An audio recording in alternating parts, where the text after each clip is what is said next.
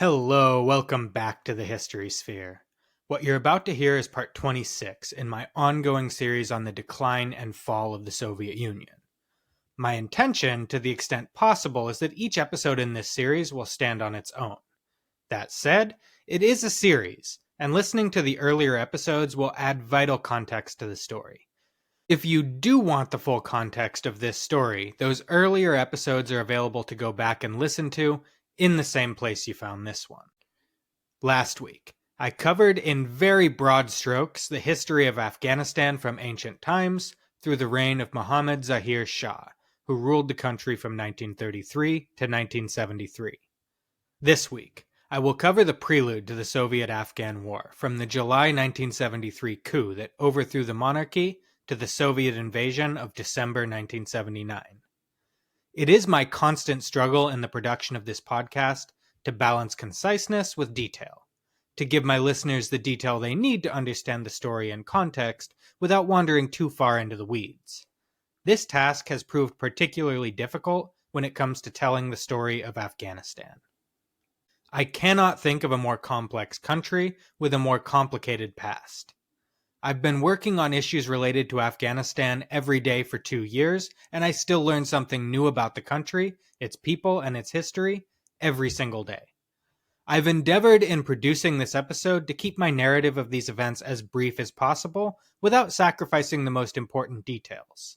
You should know that what you're getting from me is a very broad overview of this history, and there's a lot more to the story.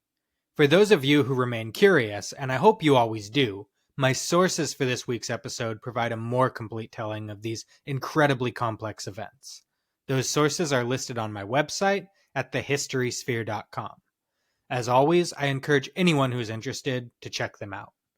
With all that said, I hope you enjoy this episode and that it encourages you to keep learning about this subject.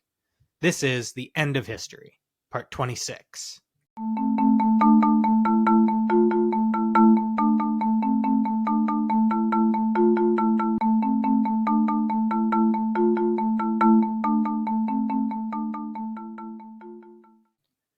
As an American, the aspect of our political system that I always took for granted was the peaceful transition of power. In my civics classes growing up, the few that I had, it's one of the things that I was always taught set the United States apart from many countries in the world. It wasn't just democracy, because a lot of countries have elections, but rather the fact that when the election is decided, the transition takes place peacefully.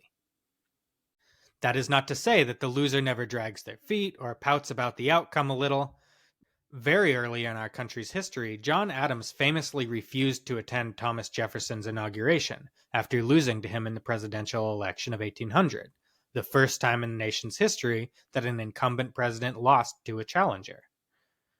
But what Adams didn't do was claim the election was illegitimate, an attempt to rally his supporters to stop the transition and oppose the new government. He accepted the outcome and left quietly to go pout in private, leaving the business of government to his successor. In so doing, he set the precedent for peaceful transition of power. George Washington is often given the credit for this precedent because he voluntarily relinquished power after 2 terms as president. But Washington did not lose a contested election, and if he had chosen to seek a 3rd term, he almost certainly would have won. So in my opinion, Adams gets the credit for setting the precedent that the loser accepts the result and walks away quietly. Over the 2 centuries that followed, Americans came to take this for granted. And that is, to me at least, what made the January 6, 2021 riot at the US Capitol so shocking. It wasn't that the outcome of the election was being questioned or challenged. There have been plenty of times when that happened in our history. I like to think of myself as still being relatively young, but I still remember the highly contentious election of 2000, in which the fight went on for weeks over a few hundred votes in Florida, because it's always Florida, until the Supreme Court ultimately stepped in with a decision that decided the outcome of the election. This decision was questioned, it was criticized, and it made many people downright furious. But once it was made, the loser, Al Gore, conceded the election and stepped aside peacefully. And people went on with their lives. Gore's supporters vowed to challenge the new government at the ballot box in the next election, and life went on. In January 2021, that didn't happen. And after all of the lawful means of challenging the outcome were exhausted, the supporters of the losing candidate attempted to violently storm the US Capitol to prevent Congress from certifying the lawful results of the election. I'm not going to talk about my opinions of the candidates or the election today. This is not a podcast about politics. But the events of that day shocked me because it disabused me of the notion that my country is somehow special, that we're immune to the kind of political violence that's common in many countries around the world. It's not the constitutional system we have in place that protects us from this, but the vigilance of our people in upholding the peaceful transition of power as a tradition to be revered and emulated. In much of the world, peaceful transitions of power are almost unheard of. The 2018 election in the African nation of Mali, for instance, was the first peaceful democratic transfer of power in that country's history. Many saw it as a sign of hope for a better future and a more stable West Africa. Then, the fragile democracy was overthrown by successive coups in 2020 and 2021. It's only in very recent times that democracy, or democratic republics to be more accurate, became the dominant form of government around the world. Throughout history, dictatorships and monarchies are much more common. In many dictatorships and monarchies, there is a sense of stability as the leader rules for life, and transitions of power are rare. But when there is a transition of power, such as when the leader dies or is overthrown, a period of violence and chaos often ensues. And if the system is replaced, the new system often looks an awful lot like the old system. At the start of 1973, Afghanistan was a monarchy. Its monarch, Mohammad Zahir Shah, was a relatively progressive monarch who had spearheaded social reform and even embraced a constitution to the detriment of his own power. But we should make no mistake as to what their system of government was. When push came to shove, Zahir Shah was in charge, and all legitimate power flowed from him. The seeds of his overthrow were probably first planted in 1964, when he endorsed a new constitution for Afghanistan, creating an elected parliament. Importantly, this 1964 constitution prohibited members of the royal family, with the exception of the king, from taking part in political life or holding any public office, a provision that did not sit well with Zahir Shah's ambitious cousin, Mohammad Daoud Khan. Mohammad Daoud had previously served as his cousin's prime minister from 1953 to 1963, during which time he pursued a policy of reunification with ethnic Pashtuns across the border in Pakistan and the creation of a new Pashtunistan. Though popular with Afghan Pashtuns, Daoud's politics never gained much popularity with the Pakistani Pashtuns. This policy also strained relations with the new state of Pakistan, which had gained independence in 1947. The king, Zahir Shah, was a moderate and was not interested in flaring tensions with his neighbor, and thus he became alienated from the more extreme politics of his cousin. Zahir Shah was also concerned that Daoud's Pashtun-centric politics alienated Afghanistan's non-Pashtun Tajik, Hazara, and Uzbek minorities, whose support the government needed to keep the peace. Aside from his Pashtun nationalism, Daoud was also resented in some quarters for his close ties to the Soviet Union and a left-leaning secular streak in his politics, such as his championing of women's rights that some conservative tribal leaders felt threatened their traditional way of life. In order to neutralize the divisions he was sowing, Zahir Shah forced Daoud's resignation in 1963. And it is widely believed that the intent behind the provision of the 1964 Constitution that prevented members of the royal family from serving in office was meant specifically to prevent him from ever returning to power. Daoud bristled at this disrespect and intentional exclusion from political life. As the king's cousin, he was a distant enough relative that he had little hope of ever becoming king, and so his only legitimate path to power was through elected office, and the ban on his participation in it meant he was effectively barred for life from participating in politics. Barred from a legitimate path to power, Daoud sought an illegitimate one. He spent the next decades forging alliances with Pashtun military officers who had always been sympathetic to him, as well as with the Parcham, the more moderate wing of the People's Democratic Party of Afghanistan, or PDPA, Afghanistan's Communist Party. We will hear from them again, so I will say a bit more about them in a moment. On July 25, 1973, Zahir Shah suffered an injury to his eye and traveled to the UK for medical treatment. While he was recovering in Italy on July 17, 1973, Daoud and his supporters struck. Early in the morning, army units under the command of officers loyal to Daoud seized control of the royal palace, Kabul International Airport, and other government buildings around Kabul. The forces loyal to the government were caught completely by surprise and put up little resistance. The coup is often referred to as bloodless, but it's not strictly speaking true. 7 police officers at a station in Kabul chose to resist rather than submit to takeover by the pro-coup soldiers. All 7 were killed. 4 soldiers supporting the coup were also killed in an accident when their tank swerved to avoid hitting a bus and drove into the Kabul River, where they all drowned. All in all, however, when compared to the conflict that was coming, the bloodshed was minimal. Rather than attempt to retake the throne and launch a civil war, Zahir Shah chose not to resist. He formally abdicated the throne the following month. He spent the next 29 years in exile, mostly in Italy. But he would return to Afghanistan following the fall of the first Taliban regime in 2002. He died there in 2007 at the age of 92. Secure in his power, Daoud, rather than crowning himself as the king or emir, proclaimed Afghanistan a republic, abolishing the monarchy and taking the title of president. Don't be fooled by the title, however. Mohammed Daoud Khan was a dictator. He dissolved the elected legislature, replacing it with the Loya Jirga, a traditional Pashtun word meaning Grand Council, alluding to a traditional gathering of Pashtun tribal leaders. While the Loya Jirga advised the president, it was unelected and filled with Daoud loyalists. In short, contrary to the instincts of Westerners, the new Republic of Afghanistan was significantly more authoritarian and less democratic than the Kingdom of Afghanistan had been. Daoud continued the moderate social reforms of Zahir Shah, and it was not unusual during the Republic period to see people walking around Kabul and other large cities dressed in either the Western or Soviet style.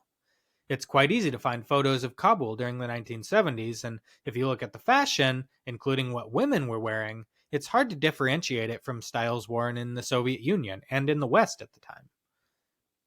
2 countries were quick to legitimize the coup and recognize Daoud as the legitimate president. One was India. The Indian government at this time was enmeshed in a sort of Cold War of its own with Pakistan, and support for Daoud was a way for them to destabilize Pakistan by empowering a leader who refused to recognize the Durand Line and promoted Pashtun nationalism at the expense of stability in Pakistan's Pashtun border regions. The other country to immediately recognize Daoud was the Soviet Union. The USSR's reasons for fostering good relations with Daoud's government were simpler. Daoud, while not a communist, had proven himself willing to align with communists to achieve overthrow of the monarchy. He was also a secular leader who was well disposed to the Soviet Union, at least in his desire to continue borrowing money and buying military equipment from them. The greatest fear of Soviet experts on Central Asia was the rise of an Islamist government along the border with the predominantly Muslim Soviet republics. Such a government's ideology, they feared, could spread across the border and destabilize their own country, even leading to violent Islamic separatism and terrorism inside the Soviet Union. The Soviet Union had little interest in spreading communism to Afghanistan. According to their Marxist ideology, this still mostly tribal agrarian society was not yet ripe for a socialist revolution, and to try and force one would only destabilize their own border. It was vital, however, that the government of Afghanistan be secular and friendly to them. For all his faults, Daoud was both. The Soviets may not have been interested in spreading communism into Afghanistan, but this didn't stop a communist movement from growing organically in Afghanistan, largely fostered by the close cooperation of the Afghan and Soviet governments. As I mentioned last week, even under the monarchy, Afghanistan maintained very friendly relations with their northern neighbor. As early as the 1920s, Afghanistan was already receiving large amounts of Soviet investment and military aid. Though Zahir Shah had also successfully established warm relations with the United States and other Western countries, by virtue of geography, their relationship with the Soviet Union was always closer. During the 1950s and 60s, thousands of Afghan military officers were sent to the Soviet Union for training and education. Student exchange programs also brought many Afghan students to Soviet universities. Many Afghans who spent time in the Soviet Union were influenced by the ideas they encountered there. By 1965, there were enough Marxists in Afghanistan to form a nationwide political party, agitating for Soviet-style socialism, the People's Democratic Party of Afghanistan, most often referred to by its acronym, the PDPA. I'm not usually a huge fan of the overuse of acronyms, but in this case, it's simply too much of a mouthful for me to say People's Democratic Party of Afghanistan every time, so I will be using the acronym. Just remember, the PDPA is the Afghan Communist Party. I may occasionally just call them the Communists. Those who remember my early episodes on the Russian Revolution are likely to remember my discussion of the various conflicting theories on socialism and its applications in Russia. Well, the PDPA experienced a similar split, and very early on divided into two main factions.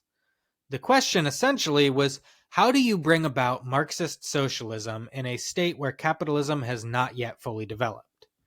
Like the Bolsheviks and Mensheviks before them, the PDPA split into the Khalq and Parcham factions. I'm oversimplifying this for the sake of time, but essentially, the Khalq faction believed, like the Bolsheviks of 1917, that the capitalist stage could be skipped entirely, and society pushed directly into socialism through the work of a vanguard party of professional revolutionaries. The Khalqists did not believe in making alliances with non-socialist parties, or supporting any kind of gradualism. They wanted to seize power now and implement their ideology by force if necessary. Members of the Khalq faction were more likely to come from the rural parts of Afghanistan, less likely to have traveled abroad or gone to university, and more likely to be Pashtun.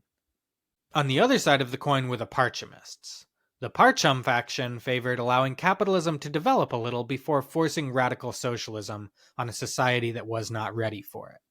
They were more likely to be from urban areas like Kabul and more likely to have a university education.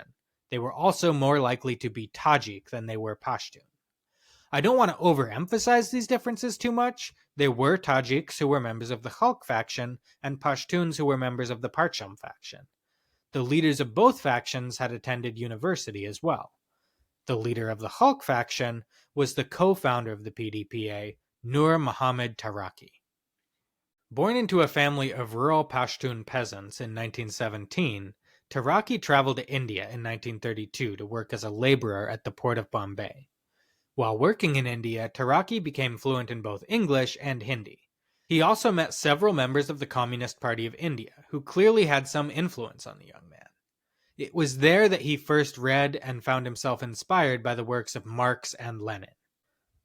He returned to Afghanistan in 1937, first working for the government in the Ministry of Economics before embarking on a career as a writer and journalist. He wrote several popular poems about social justice that were also translated into Russian and widely circulated in the Soviet Union.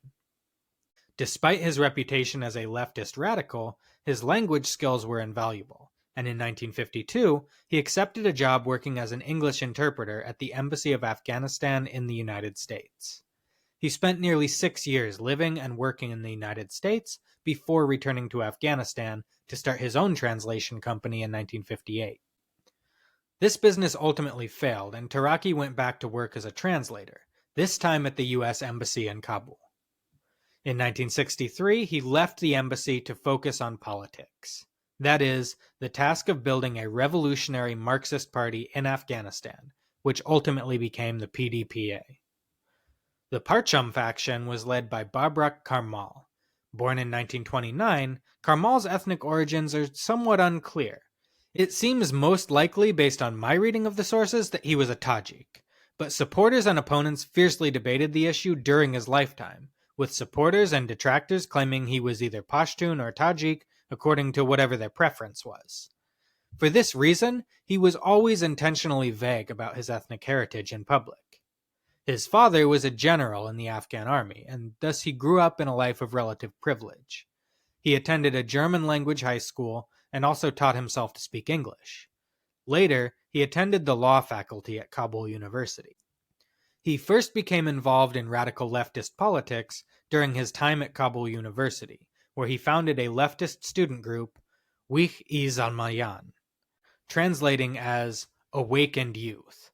In 1953, he was arrested for his activities as the leader of Awakened Youth and imprisoned. He was incarcerated alongside the prominent Marxist Mir Akbar Khyber, whom he befriended. Khyber would also go on to be a leader of the Parcham faction before his untimely death, which is itself an important moment in this story. In 1965, Karmal would challenge Taraki in the election for General Secretary of the PDPA, losing that election, but maintaining his party membership and position in the party Central Committee. The split between the Khalqists and Parchamists became permanent in 1967, and Karmal formed his own rival party. Adding to the general confusion of this period of Afghan history, both parties claimed to be the rightful PDPA and refused to change their name. In 1973, the Parchamite PDPA made an alliance with Muhammad Daoud Khan, supporting his coup and helping him to seize power. They helped him out of a belief that abolishing the monarchy and establishing a republic would usher in the bourgeois revolution, necessary in Marxist theory to precede the socialist revolution. In their minds, abolition of the monarchy was a self-evident good that would propel the history of Afghanistan forward. They would soon regret this decision.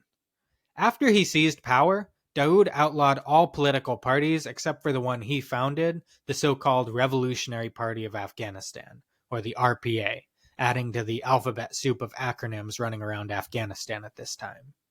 Thankfully for us, this one won't be around for too long.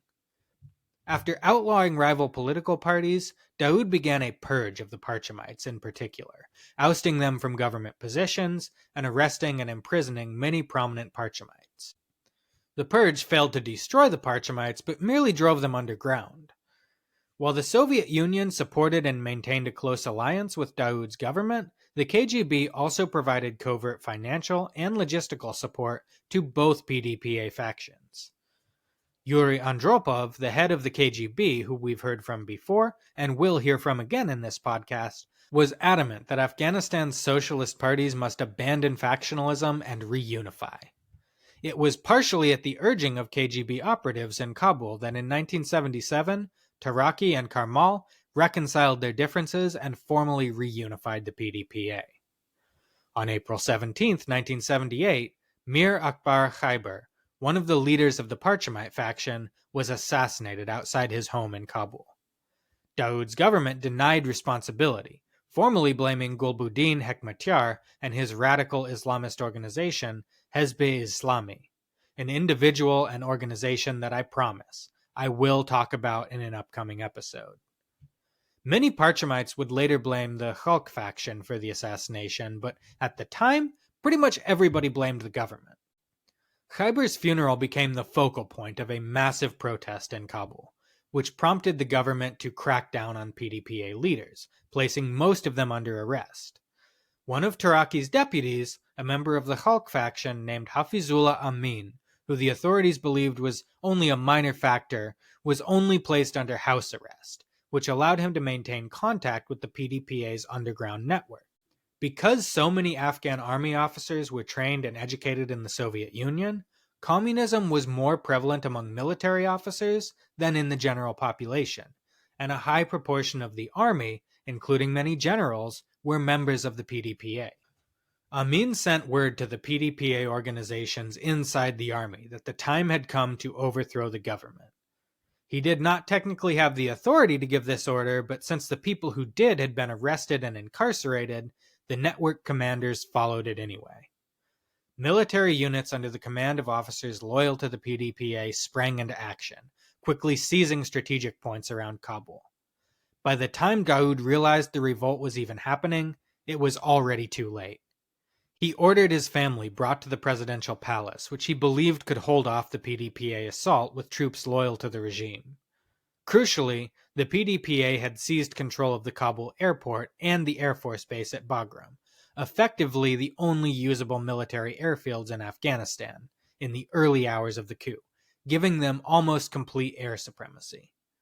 By the next morning, rather than continue to face these overwhelming odds, most of the loyalist troops simply dropped their weapons and went home. Troops loyal to the PDPA stormed the presidential palace at Tajbeg virtually unopposed and summarily executed Daoud and most of his family members, including the women and children. The total death toll in this coup, known alternatively as the Saur Revolution or the April Revolution, is difficult to estimate. Different sources give wildly different numbers. I think a good estimate is somewhere between 1,000 and 2,000. The Democratic Republic of Afghanistan was formally proclaimed by the victorious PDPA on April 30th, 1978. Taraki, as General Secretary of the party, and Amin as leader of the revolution, both members of the Khalq faction, were quick to sideline members of the Parcham faction, including Karmal, and concentrate control of the government institutions in the hands of loyal Khalqists.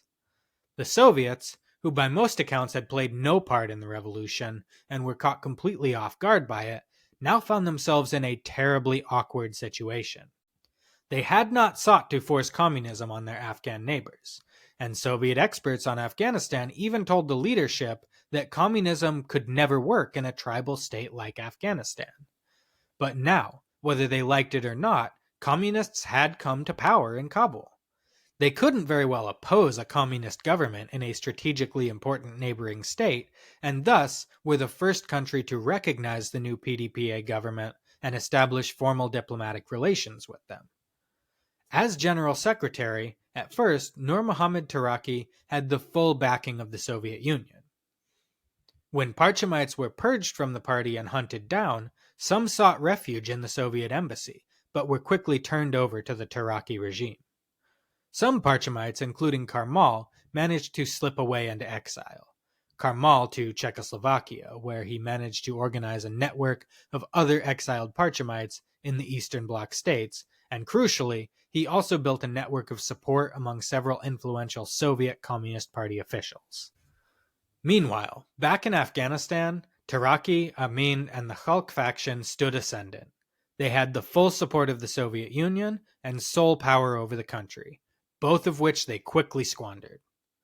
Taraki was advised by his Soviet allies to move slowly and not force too much revolutionary change too fast, but he disregarded the advice and plowed ahead. He did some things that would be considered laudable in the West today, but at the time were heavily resented by conservative Muslims in the countryside. He brought women into the center of political life, granting them suffrage such as it existed in this authoritarian state, and even appointed several women to important government positions. He banned practices such as forced marriage and the payment of bride price that had been practiced for centuries, but that Taraki saw as vestiges of a barbaric and exploitative past. He also raised the minimum age for marriage. The central government actually had little sway in the countless remote mountain villages of Afghanistan, and in most cases, the reforms were simply ignored, and people went about living the same way they had lived for centuries. Many tribal leaders were nonetheless incensed at being told that their traditional way of life was backward and barbaric. Taraki also launched a nationwide initiative to build schools and expand literacy. Less than 20% of Afghans were literate in 1978. Crucially, though, and you may be starting to sense a theme here, Taraki proclaimed that women and girls would be educated in these new government schools alongside men and boys. Many rural Pashtuns in particular bristled at their wives and daughters being educated at all, much less learning alongside boys and men. PDPA party officials were sent into the countryside to enforce the reforms, in many cases blatantly offending the conservative traditions of the villages. There are numerous accounts, for instance, of PDPA officials barging into the home of a village elder and not only seeing, but interacting with the uncovered wives and daughters of that elder. The reaction to this kind of disrespectful behavior was often violent.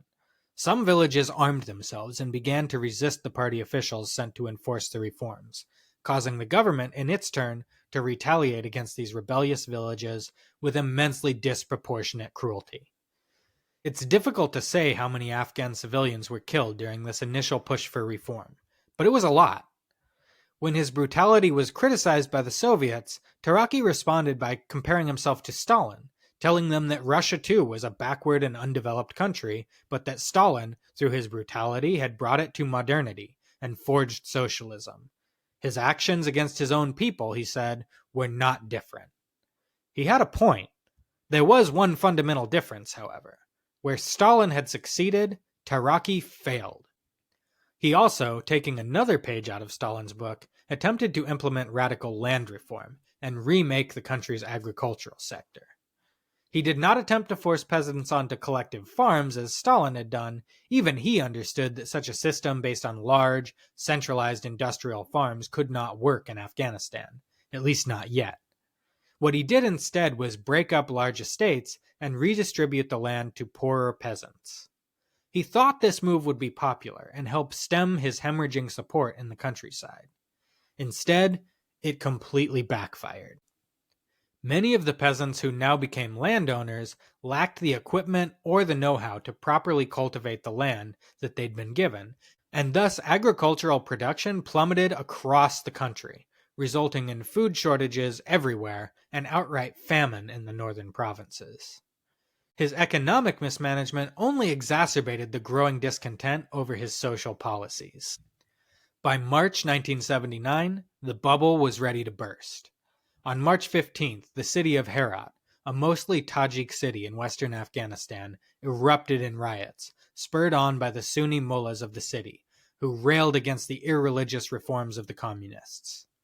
When thousands of soldiers sent to put down the riot defected to the side of the rioters, the riot became a revolt.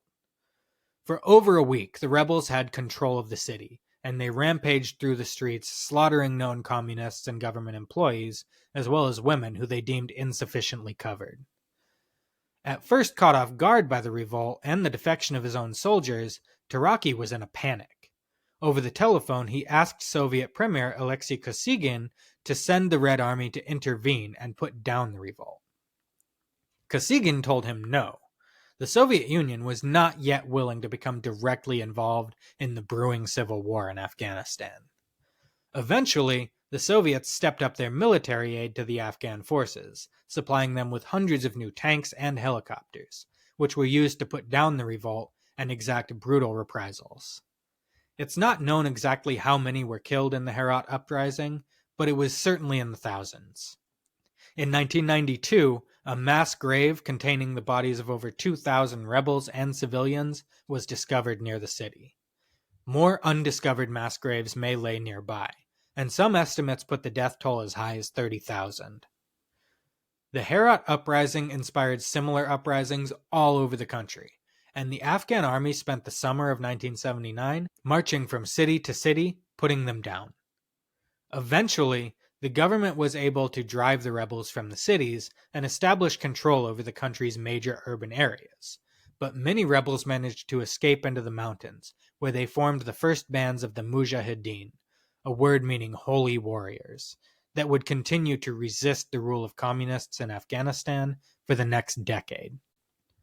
Fed up with what he saw as Taraki's gross mismanagement of the revolution, the leader of the Saur Revolution, Hafizullah Amin, began to maneuver against Taraki. An ethnic Pashtun born to a middle-class family in 1929, Amin was a career teacher and civil servant. He held a master's in education from Columbia University Teachers College, and it's alleged that he was first radicalized and drawn to Marxism during his time in the United States, where he was involved with the radical student movement of the early 1960s. He returned to Afghanistan in 1965 and joined the Young PDPA in 1966, quickly affiliating himself with Taraki and the Khalq faction. As I mentioned before, Amin had been the one to order the seizure of power in the Saur Revolution, which made him a rising star in the party. By March 1979, his influence was second only to Taraki himself, and now he angled to eclipse him as well. Amin started using his role as Taraki's deputy to fill the middle ranks of the party with his supporters, a tactic that some of you may recall Stalin used to great effect during his rise to power in the Soviet Union.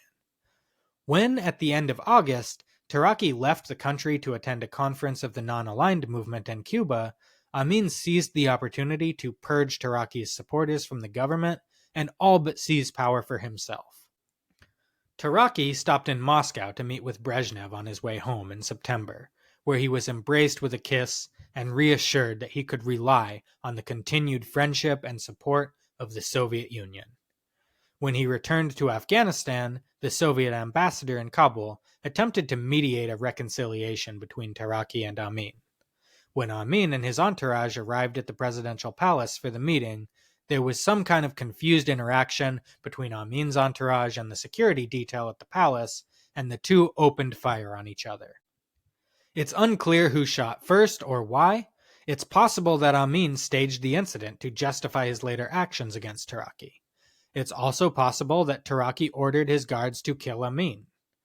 It's probably equally as likely that a misunderstanding in a tense situation led to a rash action and that there was no grand plan behind it at all. During the firefight, Amin was grazed with a bullet, and one of his bodyguards was killed. Amin had already used Taraki's earlier absence to fill the party and military high command with his own supporters. So when, on September 14, 1979, Amin returned to the presidential palace with a contingent of loyal soldiers in tow, there was little Taraki could do to stop him. The official radio broadcast stated, in the vaguest possible terms, that Taraki had stepped aside due to serious health concerns. A few weeks later, on October 8th, he was quietly smothered to death in his prison cell. Back at the Kremlin, when he heard the news, Brezhnev is said to have pounded his fists on the desk in anger. By all accounts, he felt personally slighted by Taraki's murder only days after he had been promised Soviet support and protection. He wanted revenge on the man who had killed his friend and ally. At the same time, the strategic situation in Central Asia had changed significantly in the last year. As I mentioned before, one of the Soviet Union's greatest fears was that one of the states along the border with the Muslim republics would fall to Islamism.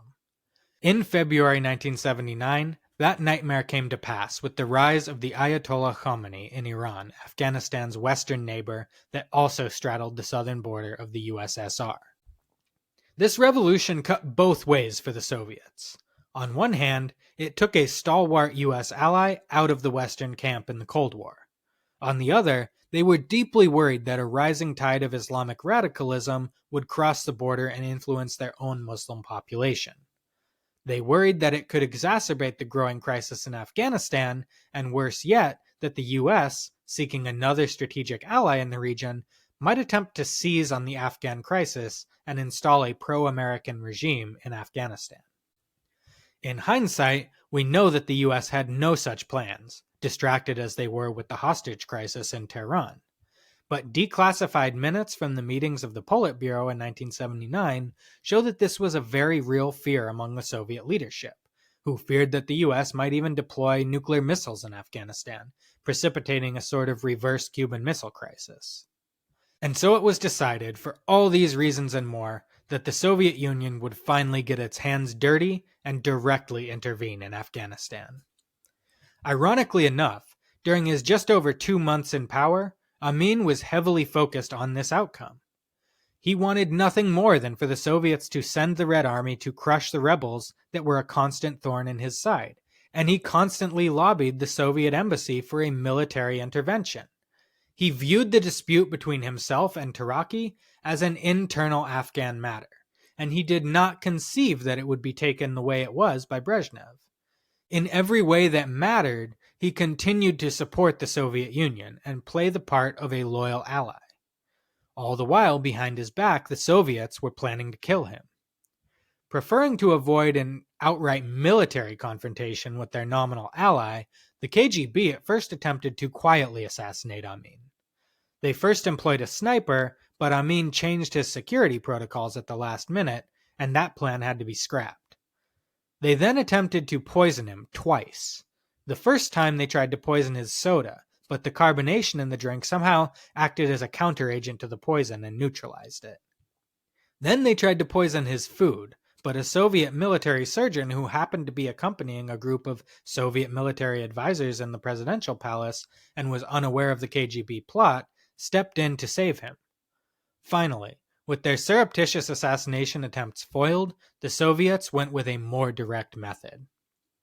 They trained and equipped a contingent of Spetsnaz, the Soviet Special Forces, as well as the so-called Muslim Battalion of the Red Army, a special unit of soldiers from the Central Asian republics, who were ethnically similar to the Afghans, to storm the presidential palace and kill Hafizullah Amin, disguised in Afghan military uniform to give the Soviets some kind of plausible deniability.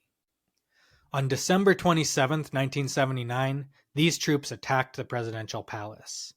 As some loyalist troops in the palace attempted to fight them off, Amin was informed that multiple divisions of the Red Army were crossing the border into northern Afghanistan and that Soviet paratroopers had been dropped to seize the Bagram air base. Still unable to conceive that he was their target, Amin assumed the troops attacking the palace were Iraqi loyalists and that the Soviets were coming to save him. It was not until the very end that he actually realized what was happening. Gunfire erupted all around the palace as the Soviet troops stormed in to find their target. In the last moments of the chaos, a Soviet doctor who was present inside the palace recounted that Amin's 5-year-old son ran to him crying and wrapped his arms around his father as his father attempted to comfort him. The boy's body was later found next to his father's with a fatal wound to the chest. He was the first of many children killed in the Soviet Union's 9-year war in Afghanistan. That war would claim the lives of over 15,000 young men from the Soviet Union, and by some accounts as many as 3 million Afghan civilians, nearly a quarter of the country's population. Millions were wounded, lost their homes, or forced to flee. It was a war with no victors. The Soviet Union expended precious resources on it just when it was at a critical moment of decline, and those resources were desperately needed at home. It was a key factor in the total collapse of the Soviet Union. And in Afghanistan, the blood would continue to flow for decades, ultimately resulting in the victory and ascendancy of a second Taliban regime, which continues to oppress and brutalize the Afghan people to this day. And next week, I will begin to do my best to put this story of human tragedy of epic proportions into words. That's everything for today. If you like what you heard, I hope you will support the show by subscribing and giving us a 5-star rating on whichever podcast platform you're listening on. This costs you nothing, but it really helps to elevate the show in the algorithm and introduce us to new listeners.